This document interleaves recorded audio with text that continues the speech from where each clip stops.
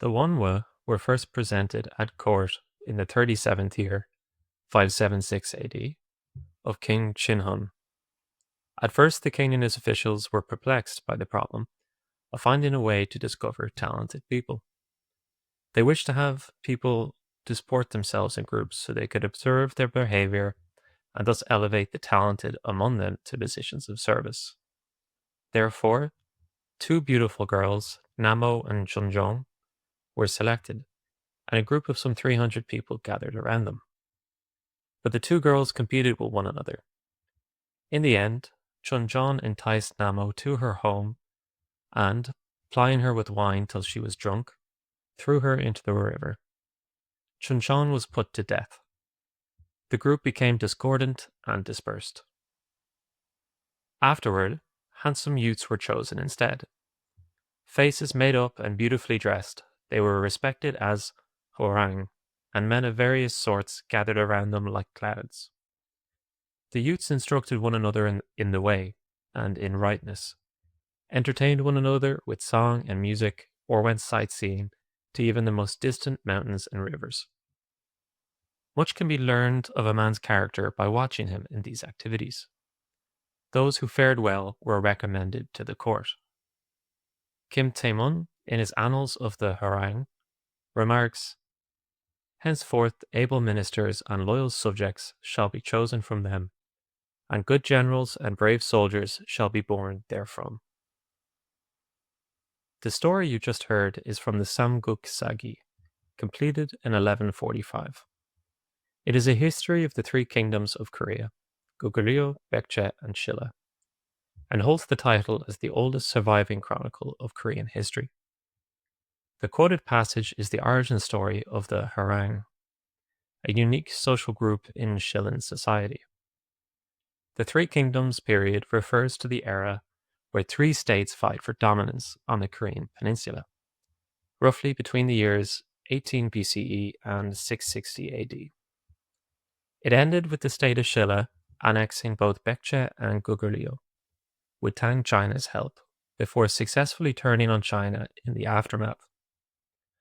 This started the unified Silla period, which evolved into Goryeo and later Chosun.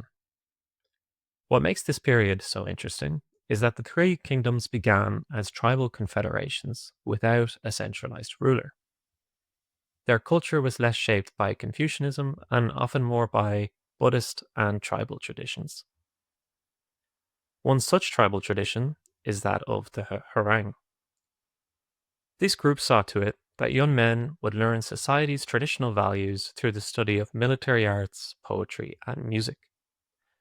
The Hwarang began as a local custom, being organized at the village or clan level. It initially included native rituals and cults, with pre-Buddhist religious practices being part of their ceremonies. However, when Silla developed into a centralized state, the government took control. The Hwarang became a national institution, used to nurture the talent of the nation's youth. It was led usually by an upper caste aristocrat and several monks. Hundreds of young boys from the elite would live together to learn military arts and cultivate virtue. There was a lot of moralizing. They would meet outside the Silla capital at sacred sites where they'd take loyalty oaths to each other. They would also take group trips around the country to nurture a sense of national pride. And this was important because members were expected to lay down their life for Silla in times of war. And Silla had a lot of wars. Monks would teach them classes on Buddhism and its sacred texts. A famous Korean monk even drafted the 5 Commandments for laymen. These worked as a guiding ethos for the Hwarang and went as followed. Number 1, loyalty to one's lord. Number 2, love and respect your parents. Number 3, trust among friends. Number 4, never retreat in battle. And number 5, never take a life without a just cause.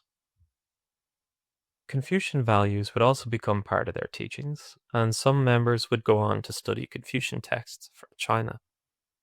Usually, however, a Hwarang member would pursue a career in government or the military.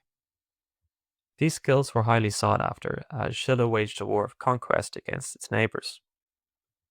It is debated how much influence the Hwarang had on Silla's military successes, but it likely played some part.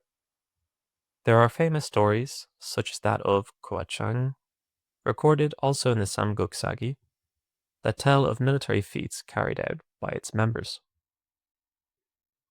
Hwarang was the son of General Plumil of Silla. His appearance was elegant, and he became a Hwarang as a youth and was on intimate terms with others. When, in the 5th year, 660, the king sent troops and, together with the town general, attacked Pekche, he made Hwarang an adjunct general.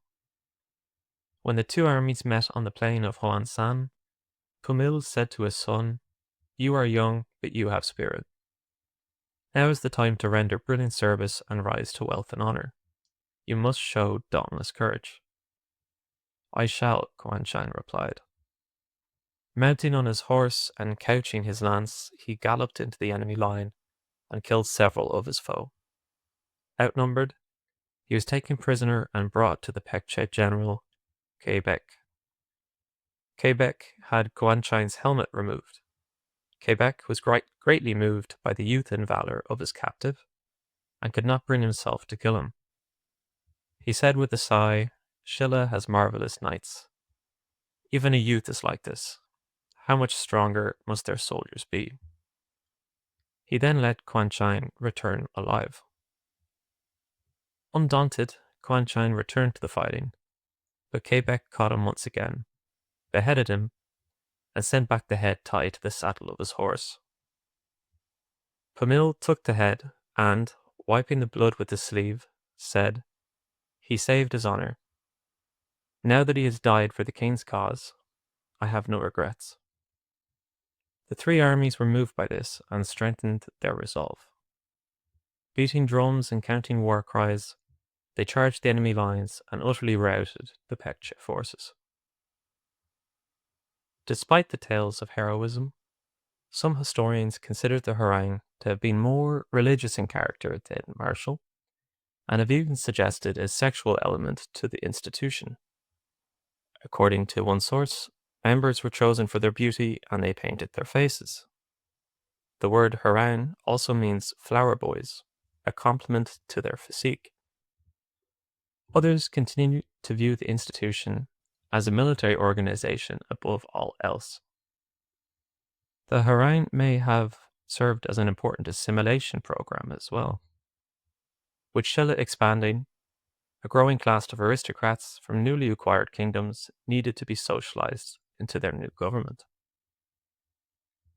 After the peninsula was unified in 676, Silla did not have anyone left to wage war with, aside from protecting its northern border towards Manchuria.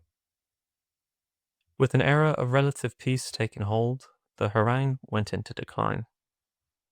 Over time, it became a social club that focused more on the cultivation of artistic skills such as poetry.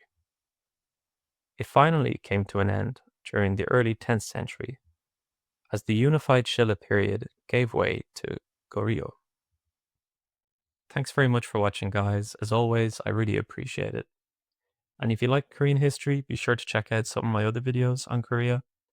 I have 2 about North Korea already made, and another 2 on South Korean history. But this is my first time actually doing pre-modern Korean history, and I really enjoyed doing it. I definitely think in the future I'll have more videos on Silla and on Goryeo as well. So be sure to be on the lookout for them. All that being said, I'll see you guys next time.